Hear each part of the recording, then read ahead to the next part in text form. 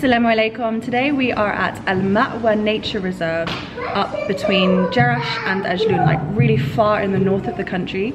It's so green, it's so cold because it's still March and it's still chilly here, but we're really excited because hopefully we're going to see some bears and some tigers and some wolves and things. So Al-Ma'wa was established a couple of years ago, and the idea behind it is that it takes animals from the illegal trade, from places where they're experiencing war, places where there is some kind of destruction to habitat, or where animals are being mistreated in some way. But these are big wild animals. This isn't bunny rabbits and things, this is lions.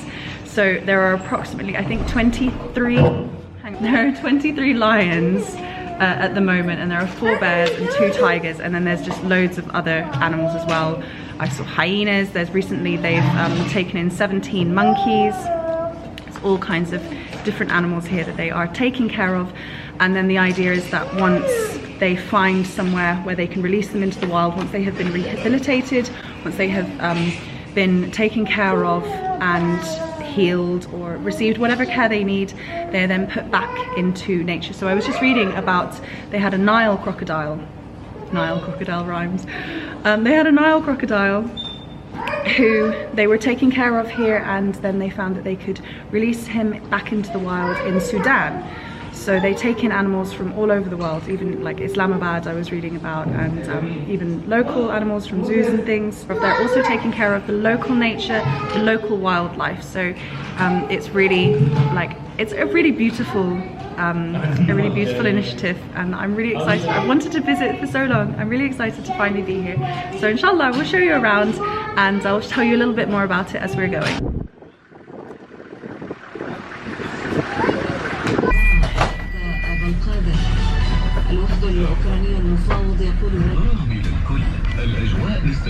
من سوريا؟ لا. So this is actually an Asian bear, not a Syrian bear, from a zoo in Aleppo in Syria, and he was rescued due to the war. As you can see, we didn't have the best of luck with the weather, so a lot of what I recorded, you just can't hear anything I'm saying because of the wind. So I'm going to do voiceovers periodically. I'm sorry for that. And this sweetheart is an albino raccoon. He was very nervous, but also very interested. It's our first time seeing a raccoon, and I've got to say, he's absolutely gorgeous. You see them? You see the lion? It's a girl and a boy. Can you tell which one's the boy one? Look how they stand. He's got all the fur around his neck. So in this section here, there are 3 lions. The male one was rescued from a zoo here in Jordan. There's an international organisation called Animals Australia, and they've been involved with a lot of rehoming of animals in unpleasant situations, basically.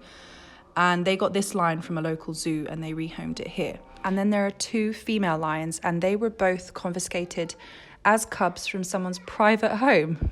Wow. Wow. You see them? They're so sweet. Hello. Hello.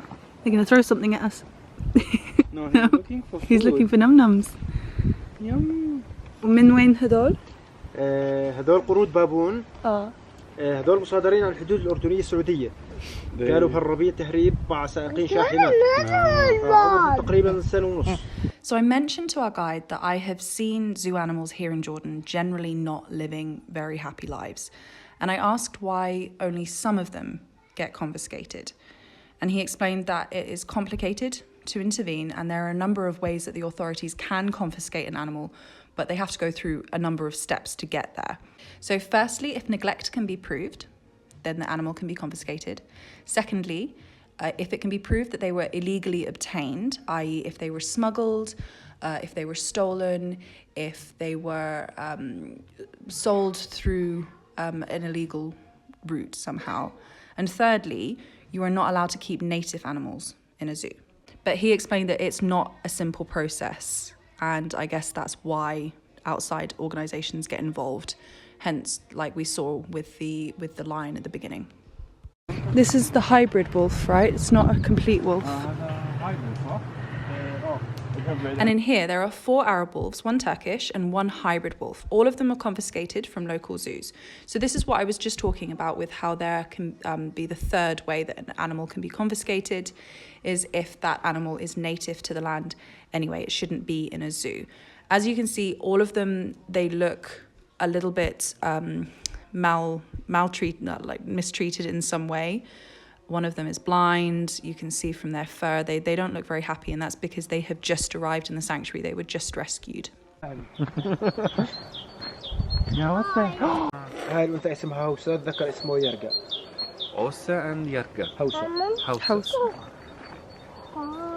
Hausa and Yaga were both confiscated at the Syrian border when they were a couple of months old, and now they are 8 years old. It just goes to show how many animals are smuggled into the country. Like, there were these 2 tigers that I couldn't get a clear shot of, but they were both smuggled into the country when they were cubs in a shipment for cats.